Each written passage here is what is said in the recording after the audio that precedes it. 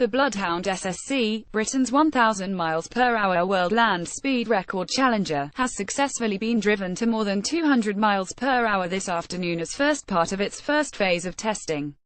The test, which can be watched as a replay in the video below, saw the world's fastest man of the past 20 years, Wing Commander Andy Green, at the wheel for the first time.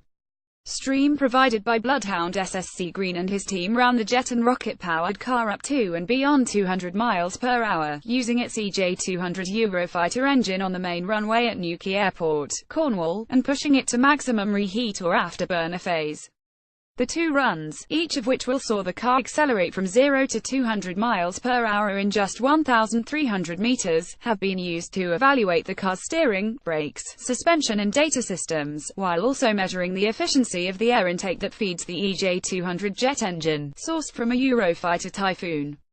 Now that the tests on Newquay's 1.7-mile runway have been completed, the Bloodhound team plans to ship the vehicle to a specially prepared track for the first of two high-speed campaigns in 2018.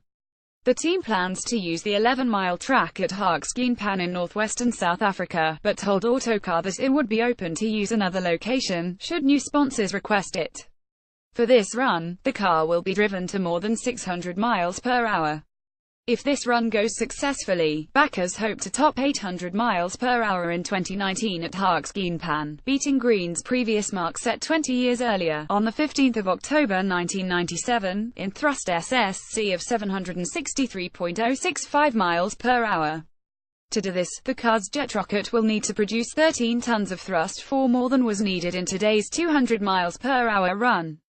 Then, in 2020, the Bloodhound crew will add extra rocket motors to ramp power up to 20 tons of thrust and attempt to set a 1,000 mph land speed record, the project's ultimate objective.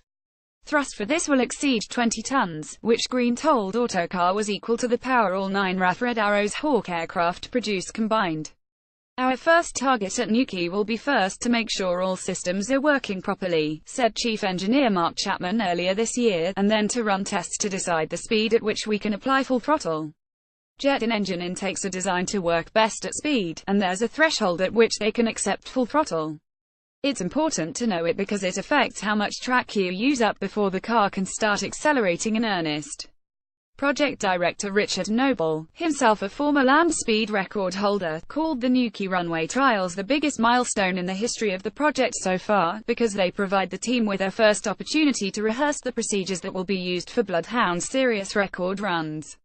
Noble said the Bloodhound team also see the runway trials as a way of thanking the schools, students, families and companies that have supported their project, which stalled for almost a year due to a shortage of finance until Chinese car maker Geely, owner of Volvo, the London taxi company and now Lotus and Proton, agreed to become Bloodhound's lead partner and finance the 1,000 mph project to its conclusion. The exact speed Bloodhound achieves at Newquay will depend on its ability to stop, says Chapman. For the first tests, the car will be equipped with carbon disc brakes and wheels with Dunlop rubber tires from an English Electric Lightning fighter aircraft, but for the higher speed runs during which the wheels will turn it up to 10,200 revolutions per minute, or 170 times per second, it will have solid aluminium wheels, because rubber tires would not hold together at that speed, said Chapman. A 1 kilogram bag of sugar would weigh 50 tons. When Bloodhound's full power, the equivalent of 180 Formula One cars, is deployed, the car is designed to go from 060 mph in less than a second, reaching 1,000 mph in 55 sec. Spectators planning to attend Bloodhound's public days must purchase tickets, which are available at bloodhoundssc.yourticketbooking.com. Numbers are limited. Read more. Bloodhound SSC land speed record attempt postponed.